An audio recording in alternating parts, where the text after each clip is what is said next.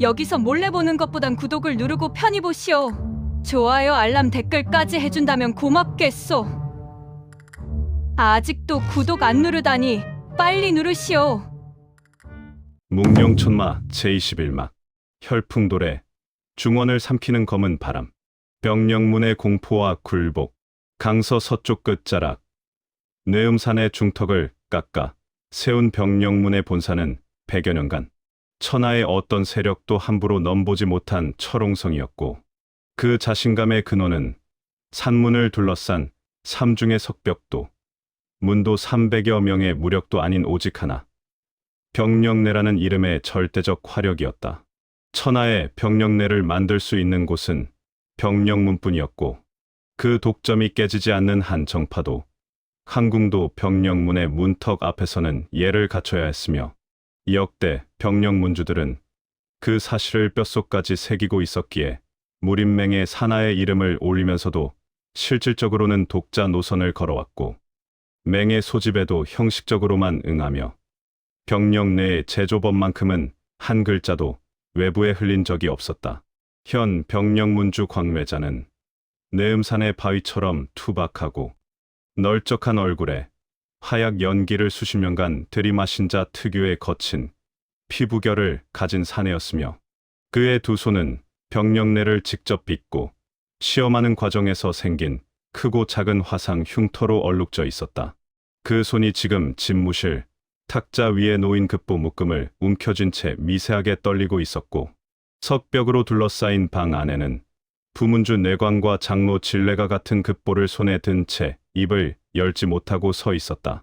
급보의 출처는 세 갈래였고 첫째는 개방의 정보망을 통해 입수된 것으로 강호 전역의 병령내를 능가하는 정체불명의 검은 화기가 유통되고 있다는 내용이었으며 둘째는 병령문 자체의 상단 거래선에서 올라온 것으로 각지의 거래처들이 병령내 대신 그 검은 화기를 구하겠다며 주문을 취소하고 있다는 보고였고 셋째가 광래자의 안색을 가장 어둡게 만든 것이었다. 황궁 군기시에서 보낸 공문이었으며 그 내용은 짧고 건조했으나 행간에 담긴 의미는 비수보다 날카로웠다. 근래 중원에 유통되는 신형 화기의 제조 기술이 병령문의 비전과 유사하다는 보고가 접수되었으므로 병령문은 해당 화기와의 관련 여부를 소명하고 군기시의 조사에 협조할 것. 광래자가 군기시의 공문을 탁자 위에 내려놓으며 입을 열었고 목소리는 낮았으나 석벽에 부딪혀 돌아오는 울림이 강 안의 공기를 짓눌렀다. 병령내를 능가한다. 이 네 글자가 지금 내 귀에 박혀서 빠지질 않는다. 100년간 천하의 병령내를 능가하는 화기는 존재하지 않았고 그것이 우리 병령문의 존재 이유였다. 그런데 지금 강호 전역에서 우리 물건보다 서너 배 강한 것이 돌아다닌다고? 게다가 황궁에서는 우리가 만들었을 거라 의심하고 있다. 부문주 내광이 급보를 내려놓으며 무거운 음성으로 대답했고 그의 얼굴에는 광래자와 같은 종류의 분노와 함께 한 가지 더 깊은 것, 두려움이 서려 있었다. 문주, 이건 단순한 모방이 아닙니다. 개방에서 입수한 자네의 묘사를 보면 기본 조성은 병령내와 유사하되 폭발 온도와 지속 시간이 차원이 다르고 폭발 후에도 잔화가 꺼지지 않는 특성은 우리 병령내에는 없는 것입니다. 누군가가 우리의 제조법을 손에 넣은 뒤 그 위에 무언가를 더한 것이 분명합니다. 광래자의 눈이 가늘어졌고 뇌광의 말이 가리키는 곳은 하나였다. 병령내의 제조 비급이 외부로 유출되었을 가능성. 병령문의 수백 년 역사에서 제조 비급은 단 한 번도 외부에 노출된 적이 없었으며 비급의 원본은 병령문 본산의 가장 깊은 지하 금고에 봉인되어 있었고 그 금고의 열쇠는 역대 문주만이 보관하는 것이었다. 광래자는 지금 그 열쇠를 자신의 허리춤에 차고 있었고 금고가 뚫렸다는 보고는 한 번도 올라온 적이 없었다. 그러나 광래자의 기억 속에는 하나의 상처가 지워지지 않은 채 남아 있었으며 그것은 수년 전 마교의 습격이었다.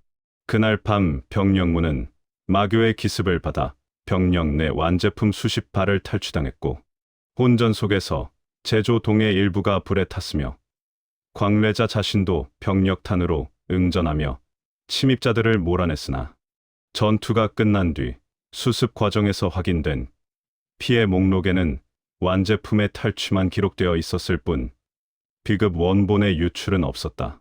적어도 그때까지는 그렇게 믿고 있었다. 장로 진례가 광래자의 침묵을 읽고 조심스럽게 입을 열었다. 문주, 혹시 그때의 일을 다시 살펴보아야 하지 않겠습니까? 비급 원본은 무사했으나 제조동이 불에 탔을 때 작업대 위에 펼쳐져 있던 제조 공정표나 배합 기록에 사본이 있었을 수 있습니다. 원본이 아니더라도 핵심 공정을 유추할 수 있는 단서가 그때 빠져나갔다면 진례의 말이 채 끝나기 전에 광래자의 주먹이 탁자를 내리쳤고 단단한 참나무 탁자의 표면에 주먹 자국이 패이며 그 위에 놓여 있던 급보들이 바닥으로 흩어졌다. 광래자의 안색은 분노로 붉어진 것이 아니라 오히려 핏기가 빠져 잿빛에 가까워져 있었으며 그것은 진례의 추론이 틀리지 않았을 가능성을 광래자 자신도 부정할 수 없었기 때문이었다. 그날 불에 탄 제조동에 무엇이 있었는지를 전부 복원해라. 작업 일지, 배합 기록 사본, 시험 결과지, 종이 한 장이라도 빠져나갔을 가능성이 있는 것은 전부 목록을 만들어 내 앞에 가져와라. 그리고 그날 전투에 참여했던 문도 전원을 소집해서 기억을 되짚어라. 침입자들이 완제품만 가져간 것이 맞는지, 혹시 제조동 안에서 다른 것을 챙기는 것을 목격한 자가 있는지. 광래자의 명에 따라 그날 전투에 참여했던 문도들이 하나씩 불려와 기억을 더듬기 시작했고 사흘에 걸친 조사가 이어졌으나 결과는 광래자의 속을 더욱 시커멓게 태울 뿐이었다. 대부분의 문도들은 혼전 속에서 침입자들의 구체적 행동을 기억하지 못했고 기억한다는 자들의 증언도 엇갈려서 누구는 침입자가 셋이었다 했고 누구는 다섯이었다 했으며 제조동에 불이 붙은 시점에 대해서도 전투 초반이라는 자와 후반이라는 자가 갈려 어느 쪽도 신뢰하기 어려웠다. 전투라는 것이 원래 그러했고 생사의 경계에서 칼을 휘두르는 자에게 주변의 세부를 기억하라는 것은 애초에 무리한 요구였다. 가장 핵심적인 문제는 제조동 자체에 있었고 불에 탄 건물은 습격 직후 광래자의 명으로 즉시 철거되었으며 잔해는 화약 잔여물의 2차 폭발을 방지하기 위해 내음산 뒤편의 계곡에 매립된 상태였다. 수년이 지난 지금 그 잔해를 다시 파헤쳐봐야 불에 탄 나무와 녹슨 쇠붙이밖에 나올 것이 없었고 광래자도 이 병력탄을 터뜨렸을 당시에 자신이 본 것은 3명뿐이었다. 병력탄의 제조실과 창고에는 제조법이 있을 리가 없다는 데 힘이 더 실렸다. 또한 당시 제조동 안에 어떤 기록물이 있었는지를 복원하는 것은 사실상 불가능했다. 작업 일지는 매일 작성 후 금고에 보관하는 것이 원칙이었으나 작업 도중에 참고용으로 펼쳐두는 배합표의 사본이나 시험 기록의 초안 같은 것들은 작업대 위에 놓여 있다가 불과 함께 사라졌을 수도 있었고 그 어떤 것도 증명할 길이 없었다. 진례 장로가 조사 결과를 정리하여 광래자에게 보고했고 그 보고의 결론은 한 줄로 요약되었다. 비급 원본의 유출은 없었습니다. 그러나 제조동 화재 당시 작업대 위에 어떤 기록물이 있었는지는 확인이 불가능하며 무언가라도 유출되지 않았다는 증거 또한 제시할 수 없습니다. 광래자는 진례의 보고를 듣고 한참 동안 입을 열지 않았고 집무실의 석벽에 걸린 선대, 문주들의 초상을 응시하며 이를 악물고 있었으며 그의 내면에서 부딪히고 있는 것은 두 가지 현실이었다. 유출되었을 수도 있다는 가능성을 인정하면 병력문 100년의 자존이 무너지고 유출되지 않았다고 주장하면 황궁과 무림맹의 의심을 풀어낼 근거가 없었다. 어느 쪽을 택해도 병력문은 궁지에 몰려 있었고 증명할 수 없다는 것이 증명하지 못한다는 것보다 더 독한 올가미가 되어 목을 조여오고 있었다. 광래자가 마침내 입을 열었고 그 목소리에는 분노가 식은 자리에 차가운 현실만이 남아 있었다. 유출 여부를 밝혀내지 못하는 한 황궁과 맹의 의심은 풀리지 않는다. 의심이 풀리지 않으면 군기씨가 우리 제조 시설에 발을 들여놓게 되고 그때는 비급 원본까지 황궁의 손에 넘어간다. 그것만은 막아야 한다.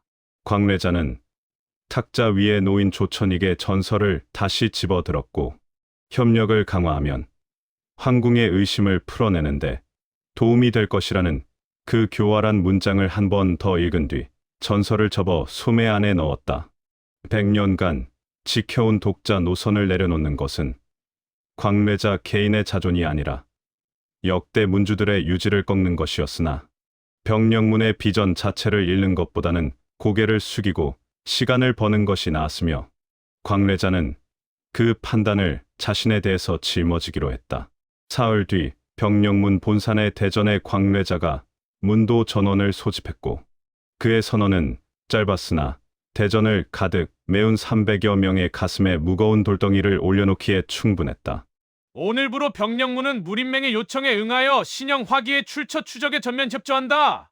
동시에 병령문 자체의 조사단을 편성하여 이 흉물의 정체를 반드시 밝혀낸다. 이것은 무림맹을 위한 것이 아니다. 우리의 것을 사칭하는 자들의 목을 우리 손으로 비틀기 위한 것이다. 광래자의 목소리는 단단했으나 대전을 빠져나와 홀로네원의 제조동터에 선 그의 등은 내음산의 바람 속에서 평소보다 조금 더 굽어 있었고 수년 전 마교가 침투해 무너뜨린 흙벽에 잔해가 묻혀 있을 계곡 쪽을 바라보는 눈에는 답을 알 수 없는 차의 초조함이 깊게 가라앉아 있었다. 그로부터 열흘이 지나지 않아 병령문의 협조 선언은 무림맹을 통해 강호 전역에 전파되었고 조천익은 이 소식을 받아든 즉시 중추전에 구파일방의 장로들과 주요 문파의 대표를 소집했으며 그 자리에서 조천익이 펼쳐 보인 것은 병령문의 협조 선언만이 아니었다. 탁자 위에는 10만대산 입구에서 살아 돌아온 추격대 생존자들의 증언 기록과 강호 각지에서 수집된 흑염탄 피해 보고서 그리고 독고행과 백호의 인상착의가 그려진 수배 전서가 나란히 놓여 있었고 조천익은 그것들을 하나의 이야기로 엮어내는 데 천재적인 재능을 발휘했다. 사태는 우리가 생각한 것보다 훨씬 심각하오. 10만 대산에서 기어 나온 마교의 잔당 2명이 맹의 추격대를 전멸시킨 것은 이미 아시는 바이고 그 직후부터 강호의 병령내를 능가하는 정체불명의 화기가 퍼지기 시작했소. 병령문주 스스로가 자신들의 비전과 유사한 기술이 사용되었음을 인정하고 맹의 협조를 선언했으니 이는 마교의 잔당들이 이 흉물의 제조와 유통에 깊이 관여하고 있음을 가리키는 것이오. 조천익의 논리는 비약이었으나 공포에 젖은 좌중의 귀에는 완벽한 인과로 들려왔고 마교 잔당이라는 적의 얼굴이 구체화될수록 정파 무인들의 분노와 적개심은 비등하기 시작했으며 조천익은 그 분노가 최고조에 달한 순간을 정확하게 포착하여 자리에서 일어났다. 본당주는 맹주 대행의 직권으로 다음을 선포하오. 첫째, 기존의 천하 추살령에 더하여 야교 잔당 2명에 대한 현상 수배를 발동하오. 삿갓을 쓴 자와 거구의 사내 이 2명을 생포 또는 주사라는 자에게는 황금 3,000냥과 맹의 특별 공로를 하사하오. 대전 안이 술렁거렸고 황금 3,000냥이라는 액수는 중소 문파 하나가 10년을 굴려도 모으기 힘든 거금이었으며 그 금액이 정파의 무인뿐 아니라 돈의 눈먼 낭인과 사파의 수백 군들까지 끌어들일 미끼가 되리라는 것은 자명한 일이었다. 둘째, 이 2명은 마교의 잔당일 뿐 아니라 강호에 유통되고 있는 신형 화기의 원흉으로 지목하오. 이 흉물로 인해 강호의 수많은 무고한 목숨이 써졌으니 이는 마교와의 전쟁을 넘어 중원 전체의 안위에 관한 문제이오. 조천익의 선언이 대전의 천장까지 울려 퍼졌고 소림의 광명 대사가 염주를 굴리며 묵직하게 고개를 끄덕였으며 무당의 청어 도장이 태극해검의 자루를 쥔 손에 힘을 주었고 점창, 공동, 아미의 장로들이 저마다 동의의 뜻을 표하며 대전 안의 살기가 한 방향으로 뭉쳐 올라갔다. 조천익은 그 살기의 파도를 등 뒤에 업으며 내심 계산판에 알을 하나 더 옮겨 놓았고 마교 잔당이라는 적에 흑염탄의 누명까지 씌워 놓으면 강호 전체가 2명의 사냥에 매달리게 되며 그 혼란 속에서 자신의 자금줄 단절, 문제와 이부상서의 배신, 징후를 처리할 시간을 벌 수 있다는 계산이 돌아가고 있었다.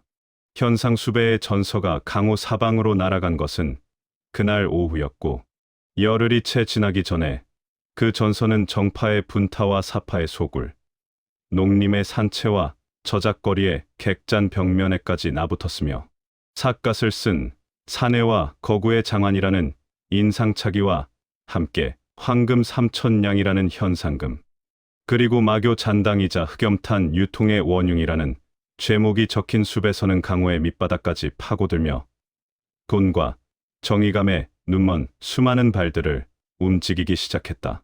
동시에 병력문의 추적단이 강호 각지로 흩어졌고 무림맹의 추적관은 별개로 흑염탄의 유통 경로를 역추적하라는 광뇌자의 밀명을 품은 채 움직이고 있었으며 병력문이라는 또 하나의 사냥개가 강호의 판 위에 풀려나가고 있었다. 강호의 하늘 위로 날아다니는 전서구의 수가 평소의 10배를 넘어서고 있었고 수배 전서와 급보, 밀서가 그물처럼 엮이며 중원의 대기를 무겁게 짓누르고 있었으며 그 그물의 한가운데에 이름이 걸린 2사람은 아직 그 그물의 존재를 모른 채 10만대산의 안개를 등지고 중원의 땅을 밟으려 하고 있었다. 피가 된 소문, 늑대의 여유, 10만대산의 붉은 안개를 등진 독고행과 백호가 사천과 호북의 경계를 이루는 장강상류 협곡의 산길로 접어든 것은 산을 내려온 지 나흘째 되는 오후였고 험준한 바위 틈을 타고 내려오는 길은 관도를 피해 우회한 탓에 평지보다 이틀을 더 잡아먹은 것이었으며 역체변환술로 평범한 행상의 용모를 취한 독고행의 옆에서 백호는 체격을 줄일 수 없어 짐꾼 행세를 하고 있었고 적혈도는 길다란 나무암 속에 넣어 등에 지고 있었다. 협곡을 벗어나 호북의 평야지대로 이어지는 첫 번째 역참 마을은 20여 채의 초가와 주막 하나, 대장간 하나로 이루어진 소박한 곳이었고 장강의 지류를 따라 짐을 실어 나르는 뱃사공들과 내륙으로 향하는 행상들이 쉬어가는 길목이었으며 2사람이 마을 입구의 느티나무 아래를 지나는 순간 독고행의 시선이 마무줄기에 붙어있는 종이 한 장 위에 멈추었다. 바람에 모서리가 말려 올라간 그 종이는 먹물이 번지기 시작한 상태였으나 글자는 아직 읽을 수 있었고 상단에는 무림맹의 인장이 찍혀 있었으며 그 아래로 2사람의 인상차기와 죄목 그리고 현상금이 적혀 있었다. 삿갓을 즐겨 쓰는 중키의 사내, 체격은 보통이나 움직임이 극도로 가볍고 얼굴을 잘 드러내지 않음. 동행자는 거구의 장안으로 어깨가 넓고 등에 긴 병장기를 메고 다님. 2명은 마교의 잔당으로 무림맹 추격대를 도살한 흉수이며 강호에 유통되고 있는 신형 화기의 제조 및 유통의 원흉으로 지목됨. 생포 또는 주살시 황금 3,000냥 하사. 독고행은 수배 전서에서 시선을 거두었고 걸음을 멈추지 않은 채 역참의 주막 쪽으로 태연하게 발을 옮겼으며 백호가 반보 뒤에서 낮은 목소리로 중얼거렸다. 황금 3,000냥이라 꽤 후하게 쳐주는군. 흑염탄의 원흉이라는 죄목이 붙어 있다.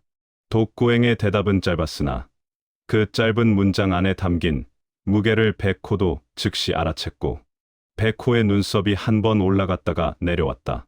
흑염탄, 그 검은 화약 말이냐? 그걸 우리가 만들었다고? 독고행은 대답 대신 주막의 문을 밀고 들어갔고 구석 자리에 앉아 국밥 2그릇을 시킨 뒤 주변의 대화에 귀를 열었다. 역참이라는 장소의 특성상 각지에서 온 행상과 짐꾼, 뱃사공과 떠돌이, 낭인이 뒤섞여 앉아 있었고 그들의 입에서 오가는 이야기의 절반 이상이 숲의 전서와 검은 화기에 관한 것이었다. 주막 한쪽에서 짐꾼 둘이 국밥을 후루룩거리며 주고받는 대화가 독고행의 귀에 걸렸다. 자네도 봤나? 저 숲의 전서. 3,000냥이면 나 같은 놈은 3대가 놀고 먹겠네. 미친 소리! 무린맹 추격대를 혼자서 박살낸 놈들이라잖아! 3,000냥이 아니라 3만 냥을 줘도 내 목숨이 없으면 뭘 하겠나? 그게 아니라 그놈들이 그 검은 화약까지 만든 놈들이라는 거야. 병령문에서 비법을 훔쳐 만들었다나 어쨌다나 병령문에서도 직접 추적단을 보냈다더라. 병령문이 움직였다고? 그 병령문이? 그러면 이번엔 진짜 큰일이 벌어지려나 보네? 독고행은 국밥 그릇을 비우는 동안 그 대화를 한마디도 빠뜨리지 않았고 숟가락을 내려놓으며 머릿속에서 정보의 조각들을 맞추고 있었다. 조천익이 마교 잔당이라는 기존의 틀에 흑염탄의 누명을 더 씌워 강호 전체를 사냥개로 만들었다는 구도가 선명하게 그려졌으며 천하추살령의 현상 수배까지 겹치면 정파의 무인뿐 아니라 돈의 눈먼 사파와 낭인, 심지어 전문 살수까지 전부 적이 되는 상황이었다. 동시에 병령문이 독자적 추적단을 움직이고 있다는 것은 병령문 역시 이 사태의 당사자로 끌려 들어왔다는 의미였고 추적의 줄기가 하나 더 늘어난 셈이었다. 두 사람이 주막을 나와 마을 외곽에 인 적 없는 길로 접어들었을 때 독고행이 먼저 입을 열었다. 조천익의 짓이다. 우리를 마교 잔당으로 모는 것만으로는 부족하니까 흑염탄까지 엮었다. 이제 정파만이 아니라 강호 전체가 우리 뒤를 쫓게 된다. 백호가 코웃음을 쳤다. 우리가 안 만든 건 우리 둘이 제일 잘 알지 않냐? 조천익, 그 놈이 씌운 누명이라면 나중에 벗기면 되는 거고 지금은 덤벼드는 놈들을 어찌하느냐가 문제 아니겠나? 죽이면 안 된다. 독고행의 말이 짧게 끊어졌고 백호가 고개를 돌려 독고행을 보았다. 현상금에 끌려온 자들을 죽여봐야 조천익의 손에 우리가 살인마라는 증거를 쥐어주는 꼴이다. 살려보내라. 덤비는 자는 제압하되 한 명도 죽이지 않는다. 백호가 턱을 긁적이며 잠시 생각하더니 씩 웃었다. 나쁘지 않군. 골사납게 당하고 돌아간 놈들이 입방아를 찌우면 나중에는 3,000냥을 줘도 안 오겠지? 두 사람은 역참을 뒤로 하고 호북의 평야를 향해 걸음을 옮기기 시작했고 관도를 피해 산길과 농로를 번갈아 타는 우회 경로를 택했으며 역체 변환술이 유지된 상태에서 두 사람의 외형은 행상과 짐꾼 그 이상도 이하도 아니었다. 적어도 보통 사람의 눈에는 그랬다. 그러나 보통 사람이 아닌 눈이 이미 그들을 따라붙고 있었고 독고행이 그 시선을 감지한 것은 역참을 떠난 지 반나절이 지난 오후 호북 평야의 서쪽 끝자락에 펼쳐진 참나무 수림을 지날 때였다. 바람의 결이 달라진 것이 아니었고 새소리가 끊긴 것도 아니었으며 오히려 모든 것이 너무 자연스러운 것이 독고행의 기감에 걸렸다. 수림의 동쪽에서 3갈래, 서쪽에서 2갈래, 뒤쪽에서 1갈래, 합계 6갈래의 기운이 독고행과 백호를 중심으로 느슨한 원을 그리며 이동하고 있었고 그 이동의 간격과 방향 전환의 합이 지나치게 정확하여 산짐승의 그것이 아니라 훈련받은 인간의 것임이 분명했다. 독고행은 걸음을 멈추지 않은 채 백호에게 턱짓으로 신호를 보냈고 백호 역시 이미 감지하고 있었다는 듯 이세하게 고개를 끄덕이며 마모함의 끈을 한번 고쳐맸다. 두 사람은 수림의 중앙에 있는 작은 공터까지 걸어 들어갔고 독고행이 공터의 한가운데서 발걸음을 멈추자 그것을 신호로 삼은 듯 수림의 사방에서 인형들이 모습을 드러내기 시작했다. 11명이었고 앞서 마주친 역참의 수백 군들과는 질이 달랐다.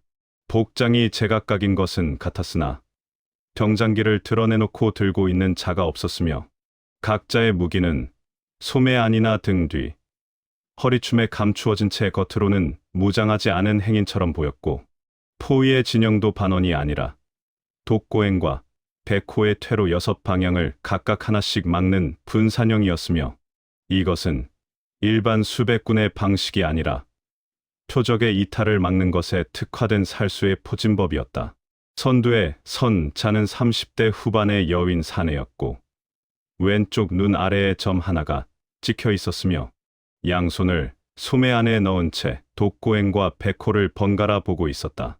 그의 시선은 독고행의 얼굴이 아니라 발끝을 향해 있었고 그것이 독고행의 주의를 끌었다. 여윈 사내가 입을 열었고 목소리는 의외로 나른했다. 얼굴은 모르겠다.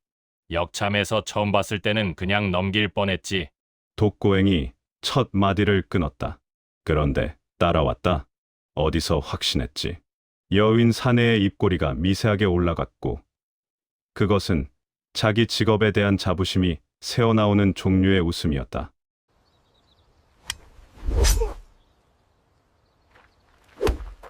빨리 구독하세요.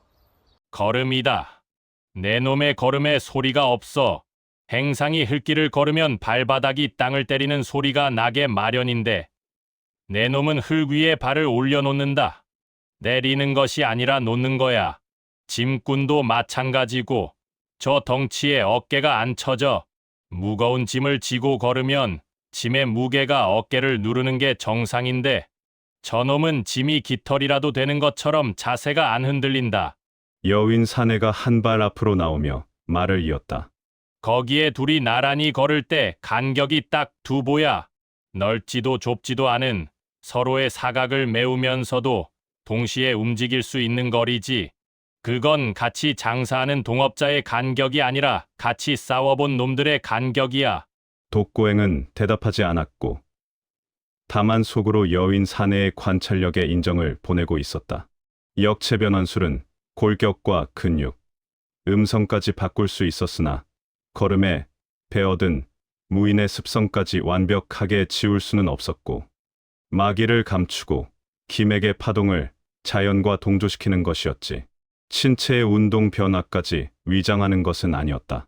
보통의 무인이라면 절대 알아채지 못할 부분이었으나 사람을 추적하고 관찰하는 것으로 밥을 먹어온 전문 살수의 눈에는 그 미세한 불일치가 잡힌 것이었고 이것은 독고행이 향후 위장의 정밀도를 한 단계 더 끌어올려야 한다는 과제를 던져주는 것이기도 했다. 여윈 사내가 소매 안에서 양손을 빼내며 오른손에는 세 자루의 비도를 부채꼴로 펼쳐들었고 왼손에는 짧은 철삭이 감겨 있었으며 그의 뒤에 선 10명도 각자의 무기를 드러내기 시작했다. 독고행의 기감이 11명, 전원의 기운을 동시에 읽었고 여윈 사내가 인류 고수, 나머지 10명 중 셋이 고수 정도, 나머지 7은 이류무사에서에서 고수 사이였으며 11명의 합산 전력은 앞서 역참 근처에서 마주친 수백군들과는 비교할 수 없는 수준이었다. 그러나 독고행과 백호에게는 여전히 부족한 수였다. 여윈 사내가 비도를 든 손을 가볍게 흔들며 입을 열었다. 3,000냥이면 우리 11명이 나눠도 한 사람 앞에 270냥이 넘는다. 평생 벌기 힘든 돈이지. 솔직히 내 놈들이 무림맹 추격대를 박살냈다는 소문은 들었고 쉬운 상대가 아닌 것은 안다. 하지만 우리도 밥벌이가 있으니 한번 부딪혀보는 수밖에. 백호가 팔짱을 낀 채 여윈 사내를 내려다보며 하품을 했고 그 여유로운 동작이 살수들의 신경을 긁었으나 여윈 사내는 도발에 흔들리지 않고 왼손에 철삭을 풀어 바닥에 늘어뜨렸으며 그것이 공격의 시작이었다. 철삭이 뱀처럼 바닥을 타고 독고행의 발목을 향해 미끄러져 들어왔고 동시에 비도 세 자루가 부채꼴로 펼쳐지며 독고행의 상체 3곳을 동시에 노렸으며 좌우에서 4명이 쇄도하여 백호의 양팔과 양다리를 각각 잡아 묶으려는 진영을 취했고 나머지가 뒤쪽에서 암기를 준비하며 퇴로를 틀어막았다. 살수다운 전개였고 개인의 무용보다 협동과 속박에 특화된 실전형 포진이었으며 상대의 움직임을 제한한 뒤 급소를 찌르는 것이 목적인 것이 분명했다. 독고행은 자리에서 한 발짝도 움직이지 않았고 발목을 향해 미끄러져 오는 철삭을 내려다보며 왼발을 아주 가볍게 들어 올렸다가 내려놓았다. 그것은 밟은 것이 아니라 발바닥과 대지 사이의 공기를 누른 것이었으며 그 미세한 압력이 대지를 타고 퍼져나가며 바닥에 접촉해 있던 철삭을 진동시켰고 철삭은 주인의 의도와 무관하게 탄력을 받아 튀어올랐으며 여인 사내의 손목에 감긴 끝부분이 당겨지면서 오른팔이 위로 딸려 올라갔다. 그 순간의 자세 흐트러짐이 뒤돌을 던지는 의 조준까지 흔들었고 새 차루의 비도는 독고행의 상체를 비껴 비편의 나무 줄기에 박혔다. 여인 사내의 눈이 커졌으나 몸은 멈추지 않았고 즉시 철삭을 버리며 소매 안에 예비 비도를 꺼내 들려 했으나 독고행이 한 걸음을 내디디며 오른손을 펼쳐 여인 사내의 가슴 앞 허공을 가볍게 밀었다. 손바닥이 사내의 몸에 닿지 않았고 닿을 필요도 없었으며 독고행의 손바닥에서 펼쳐진 자아혈연공의 공진이 보이지 않는 벽이 되어 여인 사내의 전신을 밀어냈고 사내의 발이 대지에서 떨어지며 세 걸음을 뒤로 미끄러져 나갔다. 사내는 넘어지지 않으려고 중심을 잡았으나 발바닥이 대지에 닿는 순간 양 무릎의 기혈이 먹먹해지며 힘이 빠졌고 그대로 한쪽 무릎을 꿇었다. 백호 쪽은 더 단순했고 양팔과 양다리를 잡으러 쇄도한 4명이 백호의 몸에 닿기 직전 백호가 팔짱을 풀며 양손을 벌렸다. 그것은 공격의 동작이 아니라 기지개를 켜는 것처럼 보였으나 양팔이 벌어지는 순간 백호의 전신에서 펼쳐진 호신강기가 투명한 원처럼 팽창하며 접근하던 4명을 밀어냈고 4명은 뭔가에 막혀 튕기듯 각각 사방으로 튕겨져 날아가 바닥을 한두 바퀴 굴렀다. 뒤쪽에서 암기를 준비하던 자들은 앞줄의 동료들이 무력화되는 광경을 보고 암기를 손에 쥔 채 멈추어 섰으며 던질 것인지 도망칠 것인지의 선택 앞에서 굳어져 있었다. 백호가 바닥에 주저앉은 4명을 내려다보며 입을 열었고 그의 목소리에는 살기가 아니라 진심으로 귀찮다는 분위기가 묻어 있었다. 됐으니까 꺼져라. 독고행은 한쪽 무릎을 꿇고 있는 여인 사내에게 다가갔고 사내는 무릎에 힘이 돌아오지 않는 상태에서도 오른손에 비도 한 자루를 쥔 채 독고행을 올려다보고 있었으며 그 눈에는 공포보다 자기가 당한 것의 정체를 이해하지 못하는 당혹감이 더 짙게 서려 있었다. 독고행이 사내의 오른손 위로 손을 뻗어 비도를 쥔 손가락 위에 검지를 가볍게 올려놓자 사내의 손가락에서 힘이 빠지며 뒤도가 풀밭 위에 소리 없이 떨어졌고 독고행은 사내의 눈높이에 맞추어 몸을 낮추며 입을 열었다. 내 놈의 눈은 좋다. 걸음으로 읽어낸 것은 인정한다. 가서 전해라. 우리는 흑염탄이라는 것을 만든 적도 유통한 적도 없다. 그리고 다음에 올 때는 좀 더 확실한 정보를 가지고 와라. 추측만으로 목숨을 거는 것은 살수의 도리가 아니지 않겠느냐. 여인 사내는 독고행의 시선을 마주보며 한참 동안 입을 열지 못했고 사내의 눈동자 안에서는 여러 겹의 감정이 스치고 지나갔으며 마지막에 남은 것은 분함도 원망도 아닌 무인의 직감이 건네는 단순한 인식이었다. 이 사내를 상대하는 것은 애초에 되는 일이 아니었다는 것. 여인 사내가 무릎에 힘이 돌아오기를 기다려 비틀거리며 일어섰고 바닥에 흩어진 동료들에게 턱짓으로 철수를 명했으며 11명은 제각기 몸을 추스르며 수림 밖으로 빠져나가기 시작했다. 여인 사내가 수림을 빠져나가기 직전 어깨 너머로 독고행을 한번 돌아보았고 그 시선에는 다시 오겠다는 의지도 포기했다는 체념도 아닌 기묘한 것이 서려 있었으며 그것은 살수라는 직업이 가르쳐준 본능적인 인식이었다. 이놈들은 숲에서에 적힌 것과는 다른 종류의 존재라는 것. 흑염탄의 원흉이라기엔 사람을 죽이지 않는 것이 너무 어울리지 않았고, 마교의 잔당이라기엔 3,000냥짜리 목숨을 거저 돌려보내는 것이 이상했으며, 여윈 사내는 그 이질감을 가슴에 품은 채 동료들과 함께 수림 너머로 사라졌다. 두 사람이 호북의 평야를 가로지르는 나흘간의 여정 동안 이와 비슷한 조우는 3차례 더 있었고, 규모와 수준은 제각각이었으나 결과는 같았다. 두 번째는 야밤의 야영지의 낭인 7명이 기습을 시도했으며, 독고행이 눈을 감은 채 기갑만으로 접근을 읽고 있다가 천막을 열고 들어서는 선두의 가슴팍에 손가락 하나를 내밀어 혈도를 찍었고, 선두가 쓰러지자 나머지 6은 싸우지도 못하고 흩어졌다. 세 번째는 관도 근처의 주막에서 사파 소속의 무인 넷이 술자리를 빙자하여 접근했으며, 독고행이 건네주는 술잔을 받아 마시다가 잔을 돌려줄 때 넷의 손목, 혈도가 동시에 봉쇄되어 자리에서 일어나지 못했고, 독고행은 술값까지 치르고 나갔다. 네 번째는 산길에서 화살비가 쏟아졌으나 백호가 나무함을 등에 진 채 걸음을 멈추지도 않았고, 호신강기가 등 뒤로 펼쳐지며 화살이 전부 공중에서 꺾여 땅바닥에 떨어졌으며, 발사한 차들이 도주할 때까지 백호는 뒤를 돌아보지도 않았다. 네 차례의 조우에서 독고행과 백호는 단 한 명도 죽이지 않았고, 중상을 입힌 자도 없었으며, 수백 군들은 하나같이 온전한 몸으로 돌려보내졌다. 그리고 돌려보내진 자들의 입에서 흘러나온 증언이 강우의 주루와 객잔, 저작거리의 찻집과 사파의 소굴을 타고 퍼지기 시작했으며, 그 증언의 골자는 여러 갈래였으나 공통적으로 관통하는 것은 하나였다. 삿갓 쓴 놈은 손가락 하나를 까딱하는 것으로 사람의 무기를 떨어뜨리고 혈도를 봉쇄했고, 거구는 칼도 안 뽑았으며 맨몸에서 뿜어져 나오는 기운만으로 사람을 날려버렸다.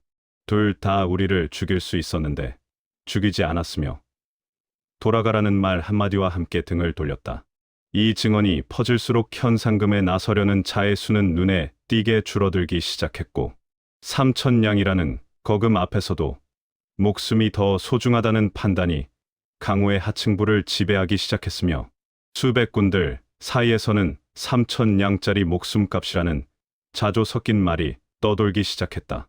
동시에 또 다른 종류의 소문도 함께 흘러나오고 있었고, 그것은 죽이지 않는 마교 잔당이라는 기묘한 수식어였으며, 이 수식어가 강호에 퍼질수록 숲에서에 적힌 흑염탄의 원흉이라는 제목과 실제로 사람을 죽이지 않는 두 사내의 행적 사이에 놓인 괴리가 강호인들의 머릿속에서 조금씩 커져가고 있었으나, 의문으로 변하기에는 조천익이 심어놓은 공포가 아직 더 컸고, 대다수는 의문보다 공포를 택하여 두 사람을 피해 다니는 쪽을 선택하고 있었다. 이 소식이 무림맹 본단에 도달했을 때 조천익의 반응은 이마에 핏줄이 돋는 것이 아니라 주파나를 멈추고 조용히 눈을 감는 것이었으며, 그 침묵이 분노보다 더 위험한 종류의 것임을 옆에서 시중을 드는 자가 본능적으로 느끼고 한 걸음 뒤로 물러섰다.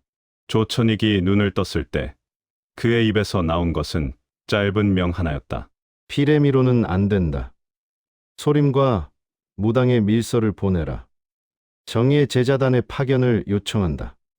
조천익의 밀서가 황도를 떠나 소림산과 무당산으로 향하는 전서구의 발에 묶인 것은 그날 저녁이었고, 독고행과 백호를 잡기 위한 그물의 그물코가 한 단계 더 촘촘해지려 하고 있었으며, 수백 군의 칼이 통하지 않는다면 구파일방의 검이 나설 차례라는 조천익의 판단은 합리적이었으나, 그 검이 과연 통할 것인지에 대한 확신은 조천익 자신에게도 없었고, 그 불확신이 조천익의 주파나를 이전보다 더 빠르게 튕기게 만들고 있었다.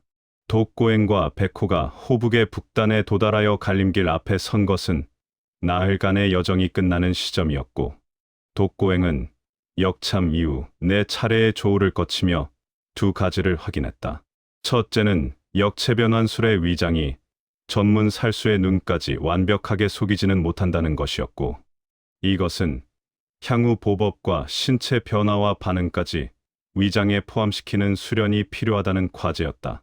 둘째는 흑염탄의 누명이 조천익의 날조라 하더라도 강호 전체가 그것을 사실로 받아들이고 있다는 현실이었으며 이 누명을 벗기 위해서는 흑염탄의 진짜 출처를 찾아내는 것이 필수적이었고 그 실마리를 잡을 수 있는 가장 유력한 위치에 있는 사람은 황궁 안의 단운이었다.